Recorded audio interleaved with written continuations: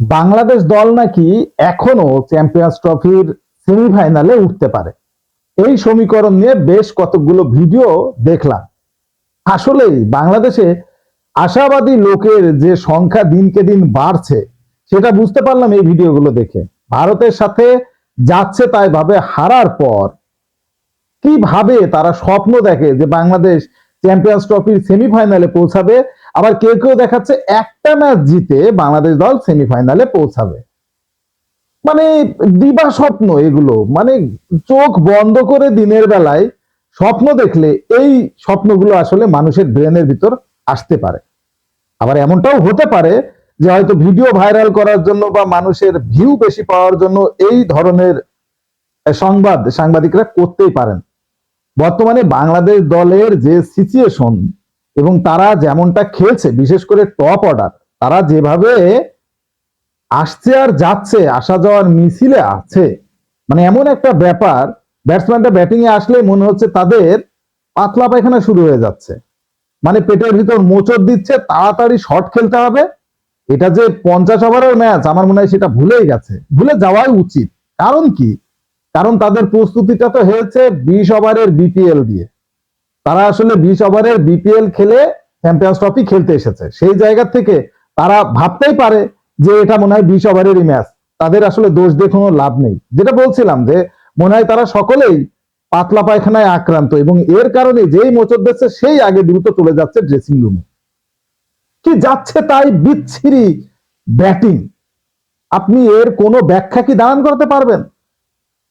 Captain Nazmul Hossain শান্ত, তিনি মনে হয় বিশ্বের একমাত্র ক্যাপ্টেন যিনি কোনো ফর্মেই নেই কিন্তু ক্যাপ্টেন্সি করতেছেন, দলে আছেন, সে দলের বোঝা হিসেবে আছে। সৌম্য সরকার, সে নাকি আনফিট ছিল, যেটা গতকালকের নিউজগুলোতে দেখলাম যে সে আনফিট ছিল, পুরোপুরি ফিটই ছিল না, তাকে মাঠে নামিয়ে দিয়েছে।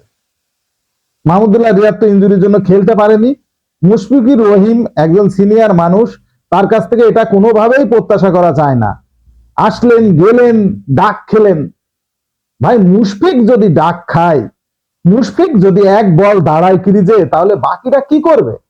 একটাবার ভাবা গিয়েছে যে জাকের ওই ক্যাচটা যদি রোহিত ধরে নিত আর হার্দিক পান্ডিয়া যদি হৃদয়ের ক্যাচটা ধরতো, বাংলাদেশের রান তো 100ই হতো না।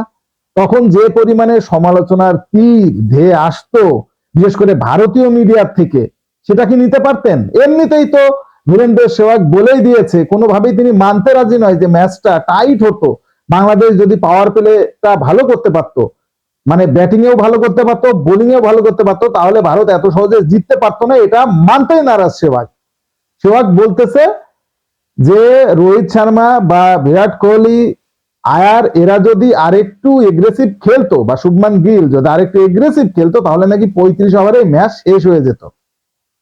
এই লোকটা চুলকানি অনেক বেশি, খাউজানি অনেক বেশি। বাংলাদেশের নাম শুনলেই যেন চুলকানিটা তার বেড়ে যায়। আসলে তাকে দোষটা দেব কি? এইসবের জবাব তো মাঠে দিতে হয় রে ভাই। কিন্তু আমাদের প্লেয়ারদের তো ওই যে পাতলা পায়খানা, এই রোগ না সারা পর্যন্ত এই আসা যাওয়া বন্ধ হবে না ভাই। 35 রানে 5 উইকেট পড়ে কেমনে রে ভাই? আর 35-এ 5টা পড়ার পর আর কোনো কিছু অবশিষ্ট থাকে? আবার সাংবাদিকরা ভিডিও বানাচ্ছে এক ম্যাচ জিতেই বাংলাদেশ নাকি চলে যাবে সেমিফাইনালে। মানে এই সব সাংবাদিকদের চিন্তা ভাবনা গুলো আমার মাথার উপর দিয়ে যায় রে ভাই। এখন তো বাংলাদেশের ম্যাচ, মানে ম্যাচ দেখাও কঠিন ব্যাপার, ধৈর্যের ব্যাপার। কিচ্ছু করার নেই, কিচ্ছু বলারও নেই। মানে কাকে কি বলবেন রে ভাই? প্রত্যেকটা সিস্টেমেই তো সমস্যা, এবং এই সমস্যার ভেতর দিয়ে বাংলাদেশের ক্রিকেটটা এগিয়ে যাচ্ছে। নিউজিল্যান্ডের বিপক্ষে বাংলাদেশ দল জিতবে এমনটা কি কেউ ভাবতে পারেন? এমন আশা করাটাও কি যাচ্ছে?